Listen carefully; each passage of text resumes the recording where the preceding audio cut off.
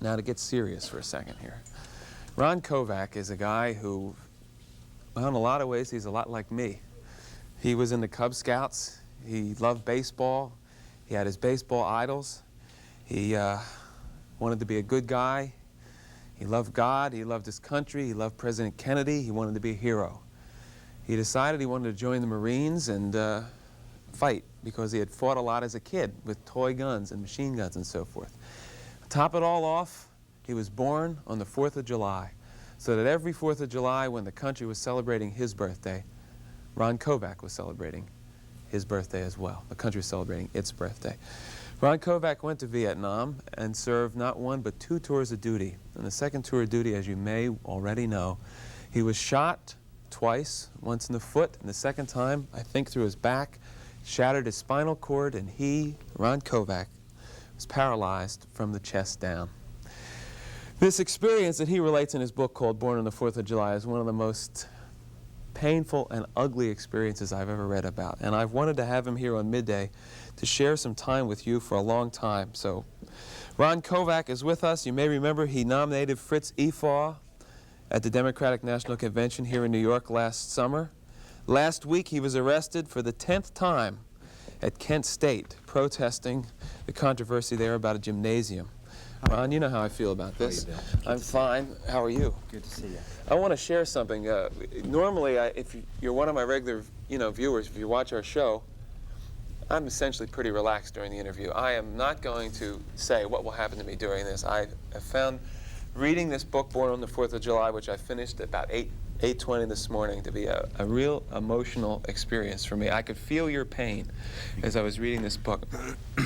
Let's not assume that everybody has read the book, or let's not assume that everybody knows everything about you. Let's just find out a little bit about your background. I was born on the 4th of July in 1946, and I guess you could say I was an all-American boy. I loved this country. I believed in what John Wayne said, and Howdy Doody, Rudy Kazootie, Sergeant York. I was a child of the 50s. I can remember John F. Kennedy? Of course. Ask not what your country can do for you, but what you can do for your country. I believed that, Bill. And I believed in America, and I believed that what we were doing in Vietnam was right, and I went like millions of other young men. When did you first go, Ron? What year did you enlist? 1964, September, I joined the United States Marine Corps because the ad down at the post office said, the Marine Corps builds men, body, mind, and spirit, and I wanted to be a man, and I wanted Plus, to you were a serve my pretty country. tough guy. I mean, you were an athlete. You were a star wrestler. I was the best pole vaulter at Massapequa High School. I was a real good wrestler too. Yeah, I know that. So you joined the Marines, and how did you feel about killing? I mean, you had played with guns and toys when you were a kid, just like I had, and just like a lot of people. Well, the first person that I killed, Bill, was an American. And I didn't feel good about that at all. And the second group of people that I killed were Vietnamese children. And that made me feel worse. But I mean going into it, Ron. Yeah. I mean, the whole mentality. I believe that all of us grew up with John Wayne, with whole movie, cinema image, the toy guns, the Madame Mattel submachine guns that we got every Christmas. The whole generation was prepped and hyped and conditioned by our culture, which is so violent and which so romanticizes war. We were ready to go. We were ready to fight. We thought that the war was going to be like the John Wayne movies, but it wasn't. It was different.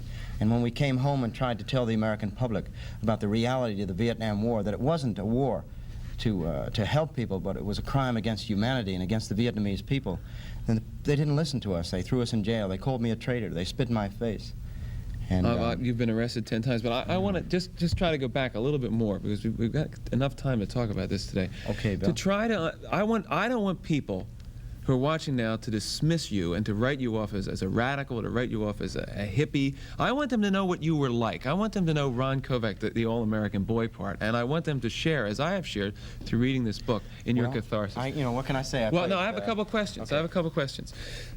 What about, to me personally, I never wanted to fight in the war. I mean, I knew that if it came down to that, I might have to do it, right?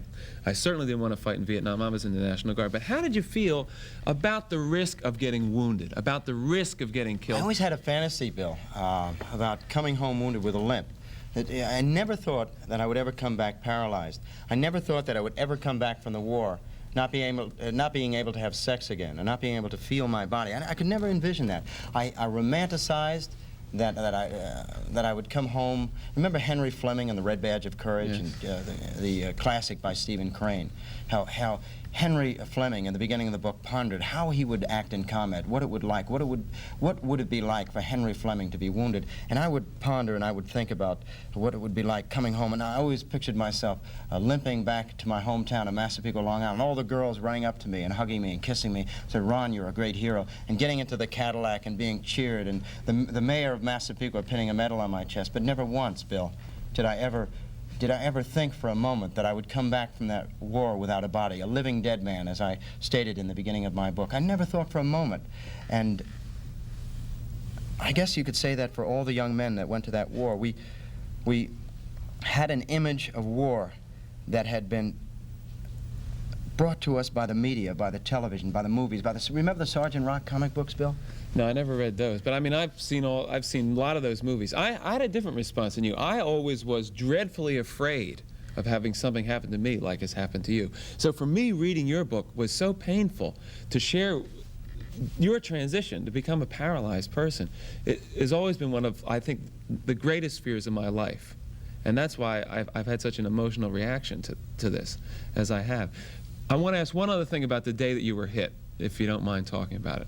Sure. Because you describe it in the book. You were hit in the foot, and you continued to fire, you continued to shoot, almost in a berserk way. Why didn't you, once you were hit, seek cover? You were out in the open, continuing to fire your rifle. Why did you do it? Did you feel invincible, like Superman or something? I felt that I couldn't go back.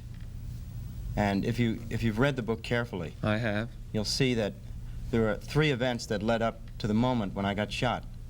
And the first event was that people were demonstrating in the streets of America after I came back from my first tour of duty. I considered them traitors and volunteered and went back for a second tour of duty. You really wanted to show them. I wanted to prove to them and set an example as an American that I was right and that we were right and that we were really defending democracy in Vietnam. That was 1. 2, I went back for the second tour of duty, and while on a night patrol, I shot and killed an American soldier from Georgia, accidentally, which suddenly traumatized me, and I just felt incredible pain. The third was, following that, there was a night ambush, and I really wanted to make up for killing the corporal, and I really wanted to make up for the fact that I had volunteered to go back a second time. Here, I had been trained for months and months in the Marine Corps boot camp to shoot at a silhouette 500 meters away, and I've been taught who the enemy was, and now I had killed an American. Yeah. And the next thing that happened was I went out on a night ambush. I volunteered to go out. I wanted to make up for killing the American. I mean, I couldn't believe that this had happened to me, and I couldn't sleep at night. I walked around, I watched people look at me, and I mean, I was completely tormented. So I went on patrol, and what happened? Children and Vietnamese were killed and shot and maimed, and I had to pick up the body of a young man and pick up his foot and put him on a helicopter with tears streaming down my face. Another crushing trauma and tragedy. So finally, when January 20th, 1968 came, I couldn't, once I was shot in the foot, I couldn't back up. I had tried to be an American hero. I had tried to serve my country. You were still wanting to be the hero. I wanted to be the hero more than ever. And I had participated in the killing of these children and Vietnamese people, innocent killing.